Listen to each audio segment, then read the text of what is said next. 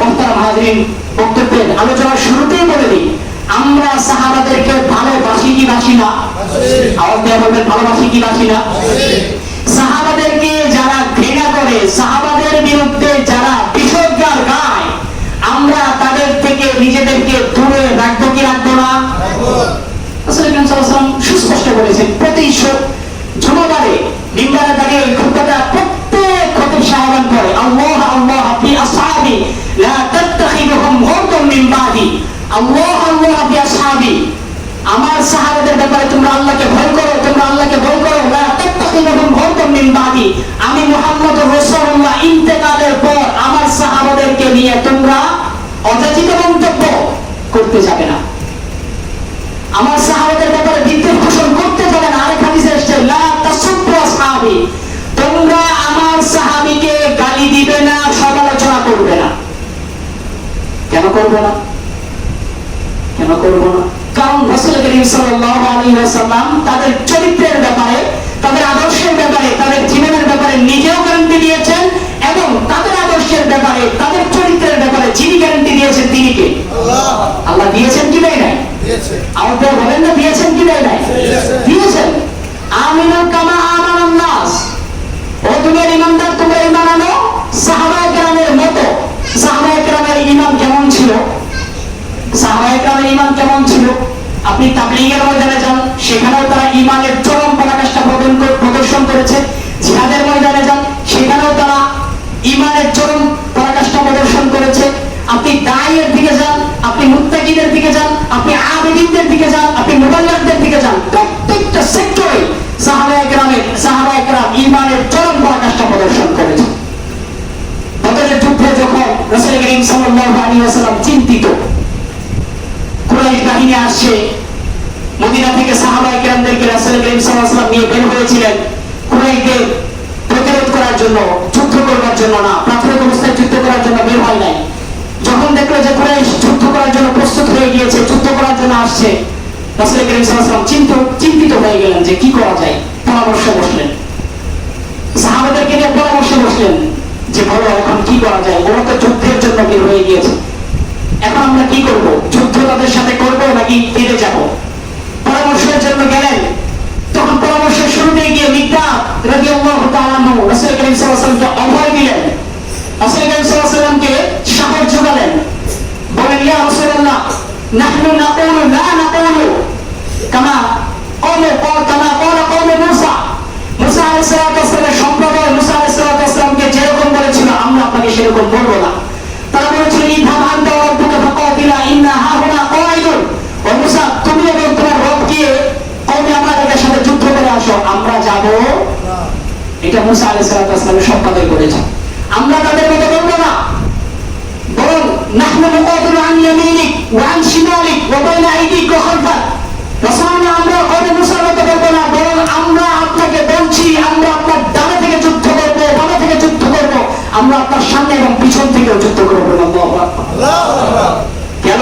মুহাজিরদের থেকে মিকদাদ ইবনে আসওয়াদ রাসূল সাল্লাল্লাহু আলাইহি ওয়াসাল্লাম এখনো সন্তুষ্ট হন নাই, এখনো থেমে যান নাই, প্রশান্তি পান নাই। আবার বললেন যে সাহাবায়ে কেরাম, ও আমার সাহাবা, তোমাদের কি মত? এবার সাদ ইবনে মুআয রাদিয়াল্লাহু তাআলা আনহু বিষয়টা লক্ষ্য করলেন। তিনি বললেন, ইয়া রাসূলুল্লাহ, আপনি কি আনসারদের দিকে লক্ষ্য করে বলছেন? কারণ মুহাজিরদের পক্ষ থেকে মিকদাদ উত্তর দিয়েছেন। উত্তর দেওয়ার পর রাসূল আবার জিজ্ঞেস করছেন, কি মত তোমাদের, অভিমত কি, তোমাদের রায় কি? সাদ ইবনে মুআয বললেন, ইয়া রাসূলুল্লাহ, আপনি কি আনসারদেরকে লক্ষ্য করে বলছেন? রাসূল বললেন, হ্যাঁ, আমি আনসারদেরকে লক্ষ্য করে বলছি। এবার সাদ ইবনে মুআয রাদিয়াল্লাহু তাআলা বললেন, ইয়া রাসূলুল্লাহ, ইন্না আমান্না বিকা ওয়া ক্বাদ সাদ্দাকনাকা, আল্লাহর কসম আমরা আপনার উপর ঈমান এনেছি, আপনাকে সত্যায়ন করেছি। আল্লাহর কসম করে বলছি, ফাওয়াল্লাযী বা'আসাকা বিল হক, যে আল্লাহ আপনাকে সত্য দিয়ে প্রেরণ করেছেন, লাউ ইস্তাখরাজনা বিহা হাযাল বাহর ফাতাহু লাখাদনাহু বিক। আল্লাহর কসম করে বলছি, যে আল্লাহ আপনাকে সত্য দিন দিয়ে প্রেরণ করেছে, ওই আল্লাহ শপথ দিয়ে বলছি, আপনি যদি আমাদেরকে নিয়ে সমুদ্রের মধ্যে ঝাঁপ দেন, আমরা আপনার সাহাবা কাল যাপন করবো না, বিরোধ করবো না, আমরা আপনার সাথে সেই সমুদ্রের মধ্যে ঝাঁপ দিতে বিরোধ করবো না। সুবহানাল্লাহ বলেন না? এটা ছিল সাহাবায়ে কেরামের জামাত। রাসূল সাল্লাল্লাহু আলাইহি ওয়াসাল্লাম যখন কাতার দাঁড় করাচ্ছেন, সাহাবাদেরকে সারিবদ্ধভাবে দাঁড় করিয়ে দিচ্ছেন জিহাদের জন্য, তখন একজন সাহাবা কাতার ভেঙে পিছনে চলে গেলেন। রাসূল সেটা খেয়াল করলেন, বর্ষা দ্বারাই তার পেটে একটা খোঁচা দিলেন। খোঁচা দেওয়ার পর ওই সাহাবা বললেন, ইয়া রাসূলুল্লাহ, ওই আল্লাহর কসম, যে আল্লাহ আপনাকে সত্য নিয়ে প্রেরণ করেছে, আপনি আমাকে কষ্ট দিয়েছেন, এবার এই কষ্টের বদলা নিতে দেন। রাসূল সাথে সাথে তার জামাটা তুলে পেটটা বাহির করে দিলেন যে ঠিক আছে, নাও, তুমি তোমার প্রতিশোধ নিয়ে নাও। ওই সাহাবা সাথে সাথে রাসূলকে আলিঙ্গন করে রাসূলের পেটে চুমু খেলেন। রাসূল জিজ্ঞেস করলেন, তুমি তো প্রতিশোধ নেওয়ার জন্য আমাকে বলেছো, কিন্তু প্রতিশোধ না নিয়ে এমনটা কেন করলে? ওই সাহাবা উত্তর দিলেন, ইয়া রাসূলুল্লাহ, আপনি তো পরিস্থিতি দেখছেন, একটু পরে জিহাদ শুরু হয়ে যাবে, একটু পরে যুদ্ধ শুরু হয়ে যাবে। আমি জানি না এই যুদ্ধের মধ্যে আমি শহীদ হয়ে যাবো কিনা, আমি জানি না এই সাক্ষাৎই আপনার সাথে আমার শেষ সাক্ষাৎ কিনা। আমি এটা নিজের জন্য প্রিয় মনে করছি, ভালো মনে করছি, আমার সাথে আপনার শেষ সাক্ষাৎ হবে, আমার চামড়াটা আপনি নবী মুহাম্মদ রাসূলুল্লাহর চামড়ার সাথে মিলে যাবেন। সুবহানাল্লাহ, সুবহানাল্লাহ জোরে বলেন না। আমি মৃত্যুবরণ করবো, শহীদ হব কি হব না এটা আমি জানি না, কিন্তু আমার কাছে এটা ভালো মনে হয়, এটা প্রিয় মনে হয়, আপনার সাথে আমার শেষ সাক্ষাৎ হবে, যে আমার চামড়াটা আপনার চামড়ার সাথে লেগে যাবে, সেজন্যই আমি আপনাকে আলিঙ্গন করেছি, চুম্বন করেছি। এটা হলো সাহাবাদের জামা। যে সাহাবাদের উপর এত এত নিপীড়ন, নির্যাতন, নিষ্পেষণ করা হলো, যার কারণে করা হলো। সাহাবাদের উপর নিপীড়ন, নির্যাতন কেন করা হয়েছিল? তারা বলতো, লা ইলাহা ইল্লাল্লাহ মুহাম্মাদুর রাসূলুল্লাহ, আমরা তোমাদের মাটি বিক্রিকার তৈরি এই সমস্ত মূর্তির উপাসনা পূজা করি না, আমরা কেবলমাত্র ইবাদত করি যার, তিনি কে? আল্লাহ। আওয়াজ দেয়া বলেন না, তিনি কে? আল্লাহ। এই আল্লাহর ইবাদত করি, এই কথাটা বলার কারণে সাহাবাদের উপর এত নির্যাতন, নিপীড়ন চাপিয়ে দেওয়া হয়েছিল। মুহাম্মদ রাসূলুল্লাহর উপর ঈমান আনার কারণে। ঈমান আনার পর রাসূল সাল্লাল্লাহু আলাইহি ওয়াসাল্লাম কিছু সাহাবাদেরকে বললেন, হাবশায় হিজরত করো। কিছু সাহাবাদেরকে বললেন, মদিনায় গিয়ে মানুষদেরকে কোরআন শিক্ষা দাও। একটু কল্পনা করেন, আপনার জন্য আমি কষ্ট পাচ্ছি, আপনার জন্য আমি নির্যাতন, নিপীড়নের সম্মুখীন হচ্ছি, ওই আপনি যখন আমাকে আপনার কাছ থেকে দূরে সরে যেতে বলবেন, সেটা আমার জন্য কি মানানসই? আমার জন্য কি এটা একেবারে সহজ বিষয় না কঠিন বিষয়? বলেন না, সহজ বিষয় না কঠিন বিষয়? কঠিন বিষয়। আপনার জন্য এত নির্যাতন, নিপীড়নের সম্মুখীন হচ্ছে, আপনি আমাকে বলছেন চলে যাও হাবশায়, চলে যাও মদিনায়। মুসআব ইবনে উমাইরকে যেরকম বলেছিলেন, এত কষ্ট, নিপীড়ন, নির্যাতন সহ্য করে প্রিয় মানুষটাকে ছেড়ে যাওয়া কত রকম কষ্টের ছিল।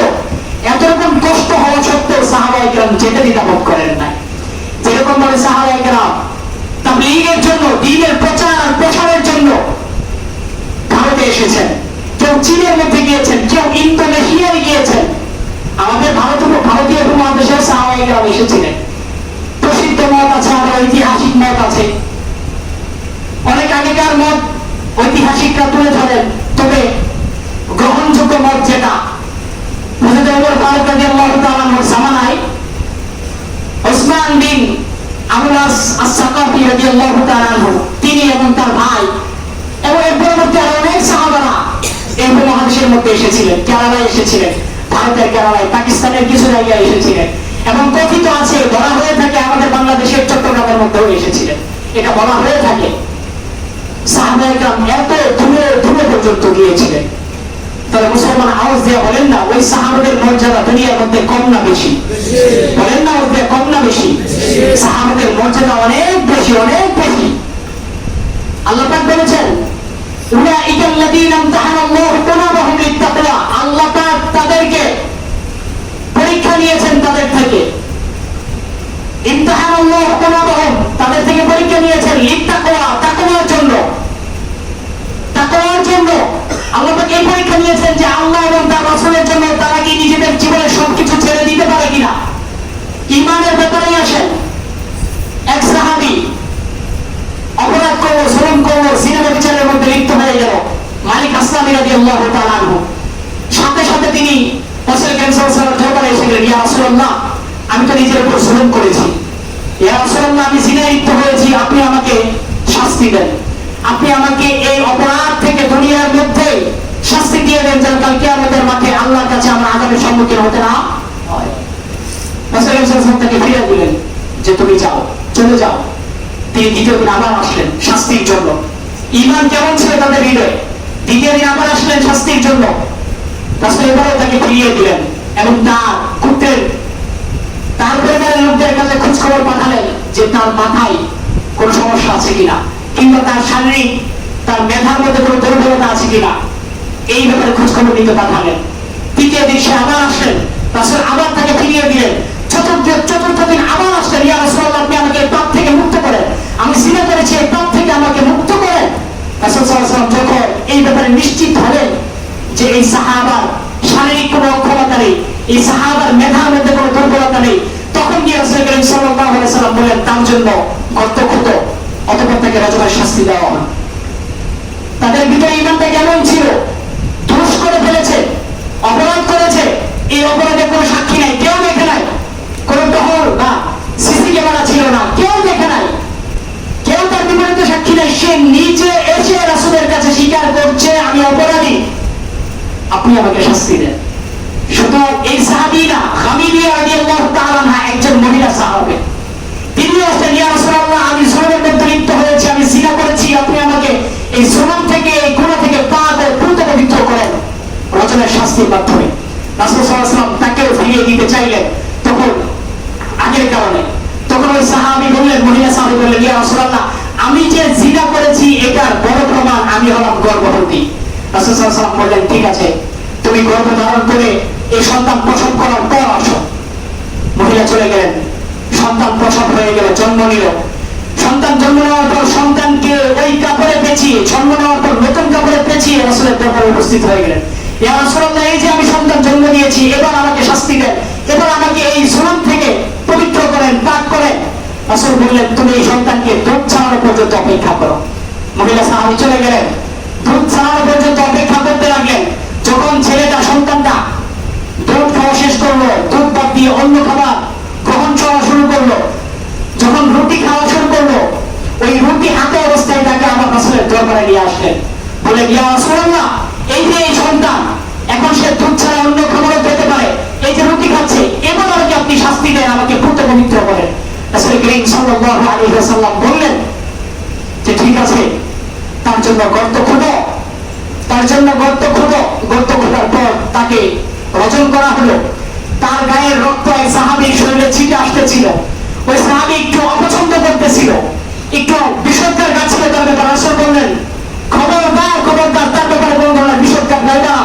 সে এমন তওবা করেছে, সে নিজের গুনাহ থেকে আল্লাহর কাছে মাপ চাইবার জন্য এমন তওবা করেছে, যেই তওবা যদি রাজস্ব আদায়কারীদের মাঝে বিলিয়ে দেওয়া হয় তবে সমস্ত রাজস্ব আদায়কারীদের গুনাহের জন্য সেটা যথেষ্ট হয়ে যাবে। আওয়াজ দিয়ে বলেন না সুবহানাল্লাহ। এটা ছিল মহিলা সাহাবীদের ঈমানের